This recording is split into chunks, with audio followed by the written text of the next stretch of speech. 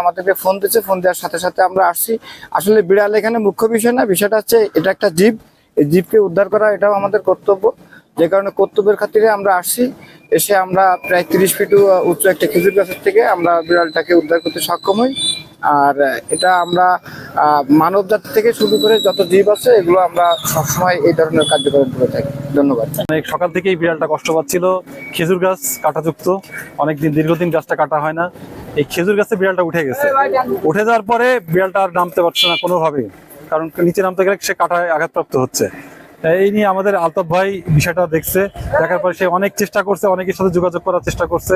At last আমাদের ভাই ফরাদ তার মাধ্যম দিয়ে এবং ফায়ার সার্ভিস ভাইরা আসছে, তারা তাদের তৎপরতায় বিড়ালটা উদ্ধার করা গেছে আলহামদুলিল্লাহ। আমরা চাই আমাদের দেশের যে বাহিনীগুলো আছে, যারা এই কাজে নিয়োজিত, প্রত্যেকে যে সুন্দর একটা দৃষ্টান্ত আজকে দেখালো, এবং সাংবাদিক ভাইদেরও অনেক অসংখ্য ধন্যবাদ।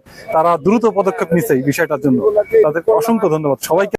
খেজুর গাছ, সেই খেজুর গাছে একটি বিড়াল আটকে যায়। আমরা সাধারণ মানুষ আমরা শত চেষ্টা করেও সেটা উদ্ধার করতে পারি নাই। পরবর্তীতে আমাদের 71 টিভি সাংবাদিকের মাধ্যমে আমরা ফায়ার সার্ভিসকে অবহিত করি। ফায়ার সার্ভিস এসে এবং সাংবাদিকরা শহর জমিনে এসে বিড়ালটাকে উদ্ধার করে জীবটাকে বাঁচানো হলো। এর জন্য এলাকার মানুষ অনেক খুশি যে একটা বিড়াল দীর্ঘ 4 ঘন্টা ধরে সে গাছের উপরে চিল্লাচ্ছিল। সেখানে সাংবাদিকদের মাধ্যমে আমরা ফায়ার সার্ভিসের সুবিধা পাইছি। এই কারণে আমি ফায়ার সার্ভিসের কর্মকর্তাদেরকে ধন্যবাদ জানাই। সাধারণ মানুষ জন্য ফায়ার সার্ভিসের তৃণমূল পর্যায়ে ফায়ার সার্ভিস জন্য সাধারণ মানুষের উপকারে আসে, এটাই আমাদের সরকারের প্রতি আমার আস্থা।